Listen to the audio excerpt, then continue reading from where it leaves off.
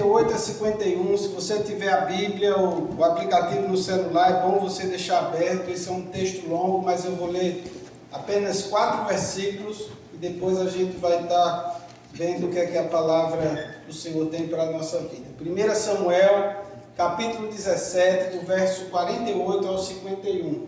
Diz assim a palavra do Senhor. Quando o filisteu começou a vir na direção de Davi, este correu depressa na direção da linha de batalha para enfrentá-lo. Retirando uma pedra de seu alforje, ele arremessou com a tiradeira e atingiu o filisteu na testa, de tal modo que ela ficou encravada, e ele caiu com o rosto no chão. Assim Davi venceu o filisteu com uma tiradeira e uma pedra, sem espada na mão. Ele derrubou o filisteu e o matou. Davi correu e se pôs de pé sobre ele, e desembainhando a espada do filisteu, acabou de matá-lo, cortando-lhe a cabeça com ela. Quando os filisteus viram que o seu guerreiro estava morto, recuaram e fugiram. Vamos orar mais uma vez. Peça ao Senhor que fale o seu coração, através da sua revelação, através da sua palavra, para a nossa vida. Senhor, estamos diante da Tua palavra e mais uma vez clamamos ao Teu Santo Espírito que está presente aqui, que fale ao nosso coração, que possamos aplicar as verdades da Tua palavra à nossa vida. Clamamos o auxílio do Teu Santo Espírito. Seja conosco e usa a minha vida para o louvor da Tua glória. Fala ao nosso coração, nós desejamos e ansiamos ouvir a Tua doce voz.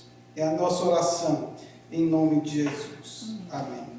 Irmãos, na minha leitura diária, em 1 Crônicas, capítulo 5, tem um texto que me chamou muita atenção. Eu gosto muito de filmes, de história de guerras, de estratégia. E lendo o livro de Reis e 1 Crônicas, meu coração vai se enchendo de emoção. Parece que eu estou ali no meio da batalha. Tem um relato interessante em 1 Crônicas, capítulo 5, de 3 tribos que se unem para lutar contra os agarenos. Essas 3 tribos são Gad, Rubens e Manassés. Os agarenos são os descendentes de Agar, aquela que era serva de Abraão. A Bíblia diz que durante a batalha, essas tribos clamaram a Deus. E diz assim, eles durante a batalha clamaram a Deus que os ajudou, entregando os agarenos e todos os seus aliados nas suas mãos. Deus o atendeu, porque confiaram nele. Deus os atendeu, porque confiaram nele. Logo mais a Bíblia diz, e muitos foram os inimigos mortos, pois a batalha era de Deus. Que texto fantástico! A tradição nos diz que o autor desse livro de Samuel foi o profeta Samuel, junto com Natã e Gade. 1 Crônicas 29 e 29 diz, os atos do rei Davi, desde o princípio até o fim, estão escritos nas crônicas do vidente Samuel, nas crônicas do profeta Natã e nas crônicas do vidente Gade. Provavelmente você já deve ter ouvido algum sermão a respeito dessa batalha entre Davi e Golias. É uma das histórias mais conhecidas da Bíblia. Um jovem que vence um duelo contra um gigante guerreiro. Eu quero que você abra o seu coração e reflita comigo a respeito desse texto. Em primeiro lugar, eu queria trazer uma verdade para nós, para a nossa vida, que sentimos medo. E é normal sentir medo. Veja o que é que diz o verso 4 ao verso 7, o verso 10 e o verso 11. Diz que um guerreiro chamado Golias, que era de Gate, veio do acampamento filisteu. Tinha 2,90 metros de altura. Ele usava um capacete de bronze e vestia uma couraça de escamas de bronze que pesava 60 quilos. Nas pernas usava caneleiras de bronze e tinha um dardo de bronze pendurado nas costas. A haste de sua lança era parecida com a lançadeira de tecelão, e a sua ponta de ferro pesava 7,2 kg. Seu escudeiro ia à frente dele. E acrescentou, eu desafio hoje as tropas de Israel, mandem-me um homem para lutar sozinho comigo. E ao ouvirem as palavras dos filisteus, Saul e todos os israelitas ficaram atônitos e apavorados. A verdade, irmãos, é que todos nós sentimos medos. Tem momentos em nossa vida que olhamos para a nossa situação, olhamos para as circunstâncias e tememos.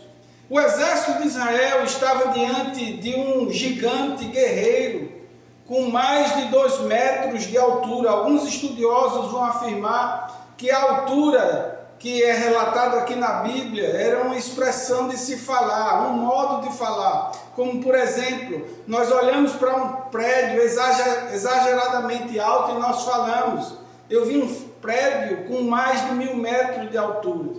Lógico, é uma expressão, mas sendo um modo de falar ou não, Golias era alto e forte, e isso causou medo em todos. Um homem que vestia uma couraça que pesava 60 quilos, não era um homem comum. Só a ponta da sua lança pesava 7 quilos. Quem humanamente não teria medo de desafiar esse guerreiro? Quem, aos olhos humanos, não teria medo, não temeria lutar num duelo contra um gigante guerreiro? Somos humanos e não tem problema nenhum sentir medo. A diferença é o que vamos fazer com esse medo. Qual será a nossa atitude quando o medo vier?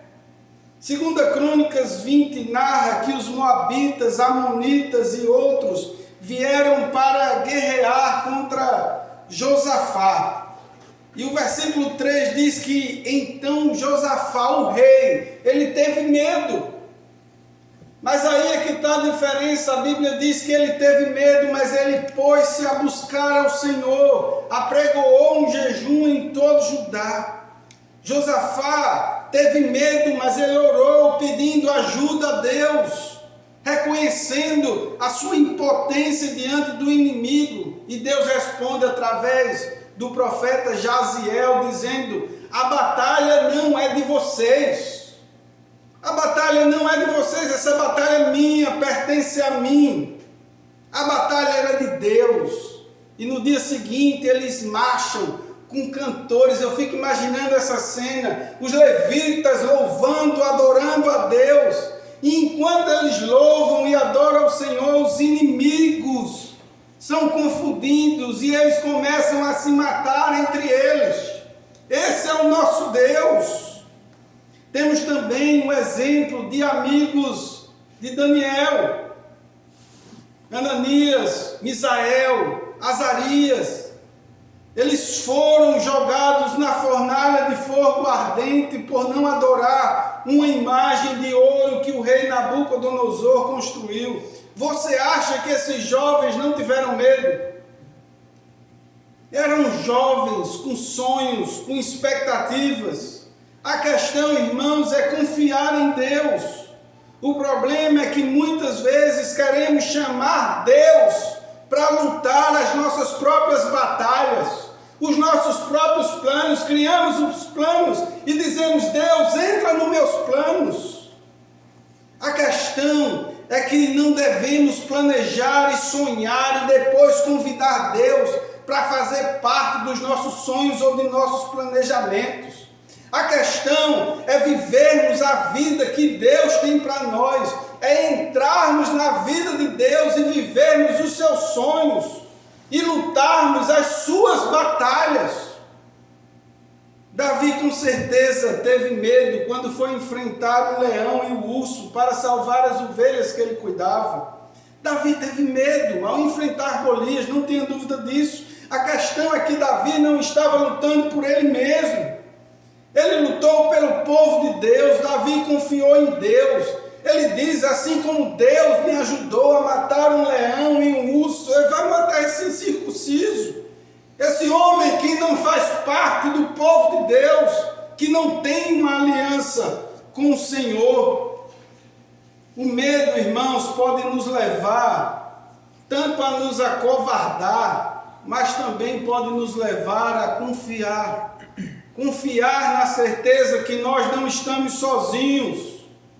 Confiar sabendo que por nossa própria força não somos capazes. Confiar na certeza que sozinhos nós não teremos êxito. O medo, ele vai vir e faz parte, é normal de nós seres humanos. A questão é o que vamos fazer diante desse medo. Em segundo lugar, eu tenho uma recomendação para a sua vida, para mim e para a sua vida. Busque o plano de Deus para a sua vida. O que é que Deus quer de mim e de você? O que é que Ele quer? Diz aí o verso, a partir do verso 25, os israelitas diziam entre si: vocês viram aquele homem? Ele veio desafiar Israel. O rei dará grandes riquezas a quem o matar. Também lhe dará sua filha em casamento e isentará de impostos em Israel a família de seu pai. Davi perguntou aos soldados que estavam ali ao seu lado: o que é que vai receber o homem que matar esse filisteu e salvar a honra de Israel? Quem é esse filisteu incircunciso para desafiar os exércitos do Deus vivo? E ele então se virou para outro e perguntou a mesma coisa. E os homens responderam-lhe como antes. Nós estudamos a história de Davi, vimos nos 2 primeiros sermões dessa série a respeito da situação de Israel, que queria um rei para serem iguais às outras nações.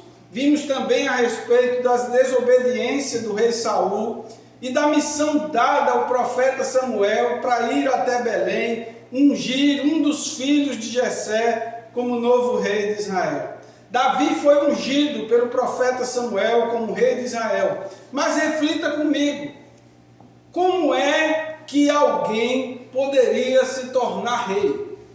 Ou fazendo parte da família real, ou dando um golpe de Estado.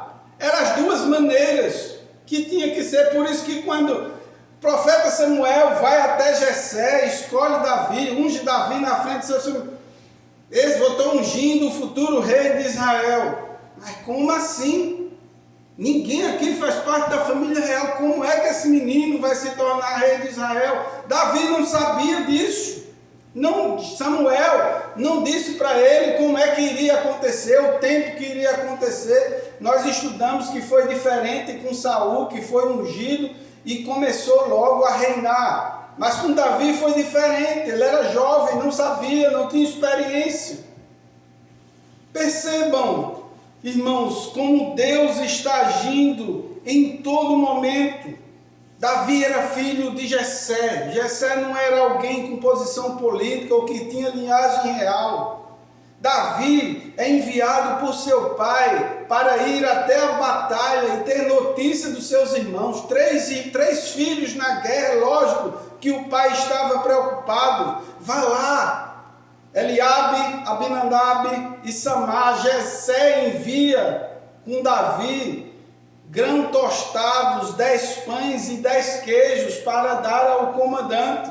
E percebam que Davi, mesmo sendo jovem, era responsável. Diz o verso 20 que ele se levanta de madrugada e deixa as ovelhas com outro pastor. Ele consegue alguém para substituir, para ficar alguém com ele. E chegando no acampamento, Davi deixa o que ele havia levado como responsável pelos suprimentos e correu para ter notícia dos seus irmãos. Diz a Bíblia que quando Davi conversa com eles, Golias faz o desafio habitual. O desafio habitual. Por 40 dias, diz a palavra do Senhor, 2 vezes por dia, Golias desafiava o exército de Israel. 80 vezes, diante do exército de Israel, desafiou alguém que se levantasse para um duelo. Todos de Israel, inclusive o rei Saul, estavam assustados, e a conversa no acampamento entre eles era: vocês viram o tamanho daquele homem? Vocês viram aquele homem, como ele é gigante, como ele é grande? É um guerreiro. E eles comentam: o rei dará grandes riquezas a quem o vencer, também lhe dará a sua filha em casamento e isentará de impostos em Israel a família do seu pai, toda a casa do seu pai. E a Bíblia diz que Davi pergunta a eles: o que é que vai receber um homem que matar esse filisteu e salvar a honra de Israel? Quem é esse incircunciso para desafiar os exércitos de Deus vivo? E eles repetiram a Davi o que havia comentado antes. E eles respondem a mesma coisa: riquezas à mão da filha do rei e isenção de impostos. Eliabe, o irmão mais velho, vê Davi conversando com os soldados, pergunta a mesma coisa. Eliabe achava que Davi estava lá apenas para olhar a batalha. É lógico, um jovem, a curiosidade.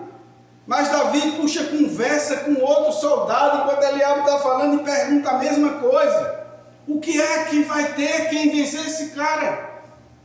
E eles respondem a mesma coisa: riquezas, a filha do rei e a isenção dos impostos para a sua casa. Lembram como alguém poderia se tornar rei, sendo da linhagem real ou dando um golpe de estado? Davi não recebeu essas instruções do profeta Samuel, como isso iria acontecer. Eu fico imaginando Davi pensando: eu fui ungido rei de Israel, como vai ser isso? Como vai acontecer? Deus não me disse, o profeta não falou comigo.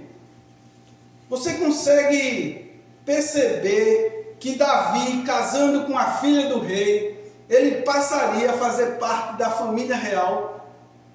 Davi vai confirmar 3 vezes: o que é que vão dar mesmo? Riquezas, a mão do rei e isenção de impostos. A filha do rei. A filha do rei e isenção de impostos. Imagine você não pagar imposto para o resto da sua vida junto com a sua casa. A gente que paga imposto demais aqui. Mas Davi estava interessado. Acho que Davi pensou: essa é a oportunidade de viver o que Deus tem para mim. Eu vou matar esse gigante, vou ficar rico, vou casar com a filha do rei, vou entrar na linhagem real e nunca mais vou pagar imposto na vida. Você consegue perceber que Davi estava vivendo os planos de Deus para a sua vida? Era a oportunidade dele casar com a filha do rei. As palavras de Davi chegam até o rei Saul, que prontamente manda chamar Davi à sua presença. Eu tenho um desafio para você hoje. Eu quero desafiar você a viver os planos de Deus para a sua vida, a viver o que o Senhor tem para a sua vida, o que Deus quer para você. Leia a Bíblia, comece a conversar com Deus, conheça o Deus a quem você serve, ore, busque a orientação do Senhor e viva os planos que Deus tem para você. Deus vai te guiar, Deus vai mostrar o que você tem que fazer e o que você tem que vivenciar. Em terceiro lugar, eu quero que você olhe para essa história, não olhando para a vida de Davi, se colocando no lugar de Davi, mas se colocando como se fosse o povo de Israel. A Bíblia diz que ao ouvirem as palavras do filisteu, Saul e todos os israelitas ficaram atônitos e apavorados. Eles tiveram medo. Se você tem um tempo na igreja, com certeza você já ouviu vários sermões, mensagens a respeito da história de Davi e Golias. Que nós temos que ser como Davi, que nós temos que ter coragem, que nós devemos ter fé, que nós precisamos confiar. Nós temos que ter essas características, é verdade. Mas muitas vezes a realidade é que nós nos amedrontamos, assim como o rei Saul e assim como os israelitas. Olhamos para o inimigo, para as circunstâncias, e nós não queremos lutar, nós ficamos com medo. Olhamos para a situação e achamos que é impossível. Irmãos, a verdade é que precisamos de alguém que lute por nós. Assim como o povo precisou de alguém que tivesse a coragem de lutar por eles, assim precisamos de alguém que fizesse aquilo que nós não poderíamos fazer. Davi é uma figura de Cristo. Nós vimos que Davi foi o escolhido. A palavra hebraica é Messias e a palavra grega é Christos. Davi foi ungido, o escolhido de Deus. A sua vida aponta para o verdadeiro Messias, o Cristo de Deus, ungido do Senhor, o nosso Senhor Jesus. Jesus enfrentou uma batalha em que não tínhamos condições nenhuma de vencermos pela nossa própria força. Jesus venceu a morte, venceu o pecado. Jesus veio pagar o preço que nós não poderíamos pagar de maneira alguma.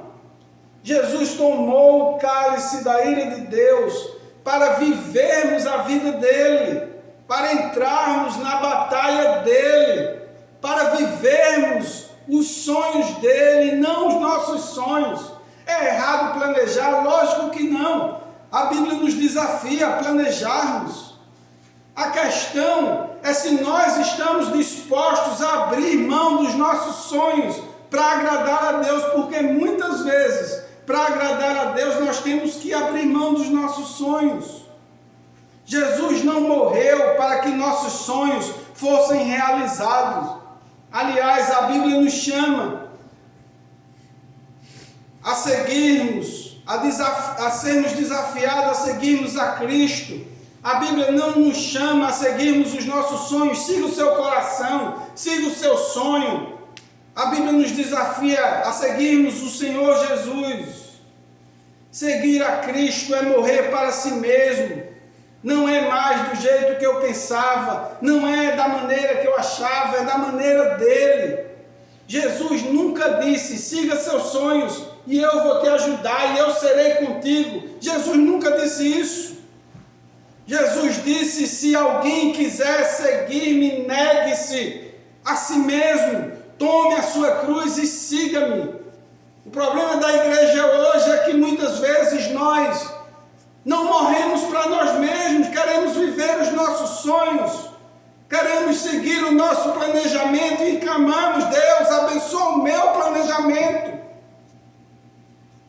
Sua cruz, a minha cruz, não é uma pessoa, não é um cônjuge, não é a situação que eu e você estamos vivendo, seja uma crise no casamento, uma crise financeira, uma crise espiritual. Esse não é a nossa cruz. Quando Jesus fala de cruz, ele está falando de abnegação, de renúncia, de ego, da disposição do coração, de sofrer, de passar vergonha e até morrer por causa da glória de Deus e não por causa dos nossos sonhos. Davi correu o risco de morrer, de ser envergonhado, mas ele confiava em Deus e ele estava lutando a batalha de Deus. E a história de Davi nos leva a olharmos para Jesus e ter convicção que nós precisamos de um Salvador, e essa é a mensagem do Evangelho. Precisamos de um Salvador e só Jesus pode trazer a salvação que nós tanto precisamos. Davi não foi perfeito. Nas próximas mensagens iremos refletir sobre algumas situações da vida de Davi e depois estudaremos alguns salmos que ele escreveu. O desejo do meu coração é que possamos viver para Deus, é que possamos viver os planos dele, os sonhos dele para a nossa vida. Entre na batalha de Deus, porque a vitória é certa. Não porque é nossa batalha, mas porque a batalha é dele. E nós precisamos clamar a Deus: Senhor, me dá os teus sonhos. Me ajuda a sonhar os teus sonhos, a viver os teus planos para a minha vida. Sozinho nós não vamos a lugar algum, nós precisamos do Senhor. A diferença é que muitas vezes nós buscamos a Deus quando estamos sofrendo. Quando as coisas apertam mais, a gente para e diz: eu tenho que buscar mais a Deus. Mas nós devemos buscar a Deus em todos os momentos da nossa vida, a confiarmos, a vivermos os seus planos. Que o Senhor nos abençoe e continue falando ao nosso coração. Eu quero convidar você a fazer desse louvor a sua oração, não dizendo que quer ser como Davi, um guerreiro, mas dizendo que quer ser como Davi, um adorador, um verdadeiro adorador, alguém que se entrega nas mãos de Deus. Davi cometeu muitas falhas, mas muitas. Foi um pai que não deu exemplo nenhum, não repreendia seus filhos, adulterou, assassinou, mas ele se entregava nas mãos de Deus.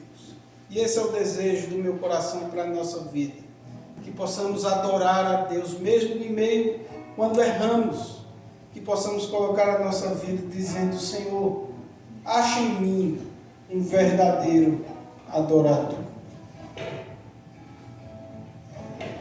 Pai, sei que os seus olhos estão sobre a terra a procurar alguém que te adore em espírito, alguém que te adore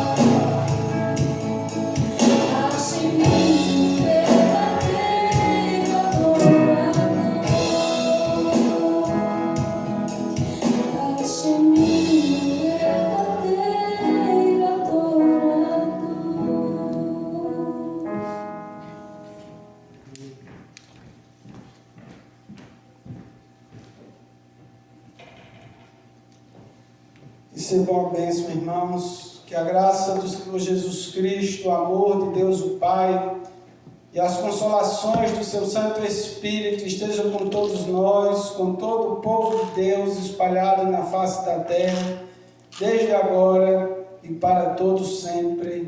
Amém. Você tem uma semana abençoada na presença do Senhor, espero que com muito calor. Deus abençoe. Dê um abraço à irmã e desejo uma semana abençoada. Ela quem está indo para a Grand Beach agora. Quem quiser ir para a praia.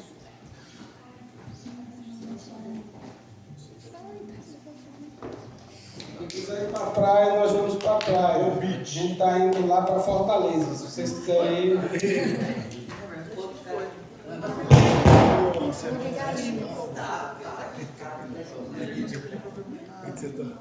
Vocês vão para a praia?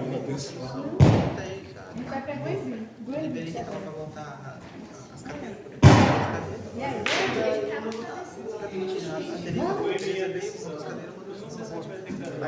E vai trabalhar? Eu acho que a gente vê aqui quem que vai. O carro da gente vai para